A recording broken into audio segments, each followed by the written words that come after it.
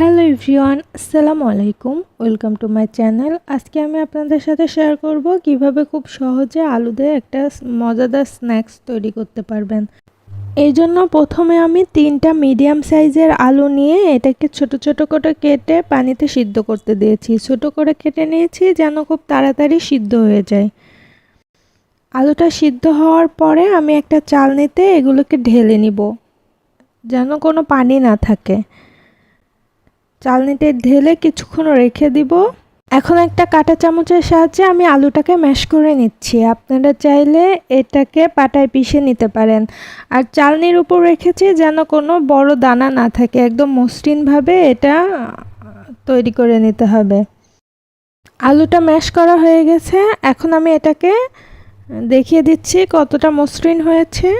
এখন এটাকে রেখে দিব।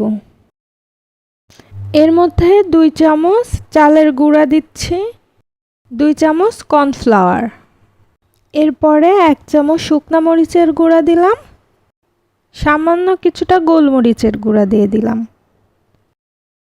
এখন আমি একটা ম্যাজিক মশলা দিয়ে দিচ্ছি, ম্যাগি মশলাটা। এখন পরিমাণ মতো লবণ দিয়ে এটাকে ভালোভাবে মেখে নিব। আমি এটাকে খুব ভালোভাবে মেখে নিচ্ছি। আমার ডোটা পারফেক্ট হয়েছে। আপনাদের যদি একটু কম বেশি হয়, একটু নরম হয়, তাহলে আপনারা চাইলে আরেকটু চালের গুঁড়া অথবা কর্নফ্লাওয়ার অ্যাড করে নিতে পারেন। আমি আপনাদের দেখিয়ে দিচ্ছি আমার ডোটা কেমন হয়েছে। ঠিক এরকম হবে, খুব বেশি নরমও হবে না, খুব বেশি শক্ত হবে না। এখন এই ডোটাকে একটা বোটে নিয়ে নিচ্ছি। সামান্য কিছুটা তেল মেখে নিচ্ছি হাতে। তেল মেখে নেওয়ার পরে এটাকে ভালোভাবে মেখে নিব। তেলটা ভালোভাবে এই ডোর সাথে মেখে নিব। নিয়ে একটু লম্বা সাইজ করে ছোট ছোট টুকরো করে কেটে নিব। এখানে আমি ছোট ছোট টুকরো করে কেটে নিচ্ছি। কেটে নেওয়ার পরে এটাকে আমি দিব, শুধু একটা টুকরো রাখবো। এখন এটাকে একটু লম্বা সাইজ করব। আমি এটাকে ছোট ছোট টুকরো করে কেটে নিচ্ছি। আপনারা চাইলে এই অবস্থাতে এটাকে রেখে দিতে পারেন, আবার চাইলে একটু ডিজাইন করেও নিতে পারেন। এখানে একটা কাঁটা চামচের সাহায্যে হালকা চাপ দিয়ে একটা ডিজাইন করছি। আপনাদের দেখিয়ে দিচ্ছি ডিজাইনটা ঠিক কেমন হয়েছে। এভাবে খুব সহজে আপনারা এই স্ন্যাক্সটা তৈরি করে নিতে পারবেন। আমার সবগুলো রেডি হয়ে গেছে। এখন চুলায় আমি একটা পাত্র বসিয়ে দিচ্ছি। এটাতে পরিমাণ মতো তেল দিয়ে দিব।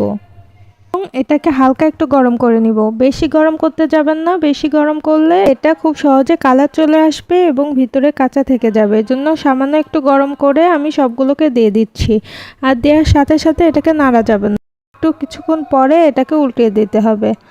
আর চুলার জালটা মিডিয়াম টু লো হিটে রাখতে হবে।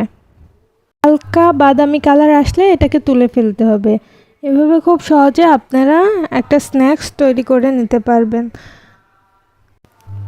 আমার চ্যানেলে রান্নার আরও কিছু ভিডিও আছে, আপনারা চাইলে দেখে আসতে পারেন। আর আমার ভিডিওগুলো ভালো লেগে থাকলে অবশ্যই লাইক, কমেন্ট এবং শেয়ার করতে ভুলবেন না। পরবর্তী আপডেটগুলো পাওয়ার জন্য চ্যানেলটি সাবস্ক্রাইব করে পাশেই থাকবেন। দেখা হবে পরবর্তী কোনো ভিডিওতে নতুন কিছু নিয়ে। সে পর্যন্ত ভালো থাকবেন, সুস্থ থাকবেন। আল্লাহ হাফেজ।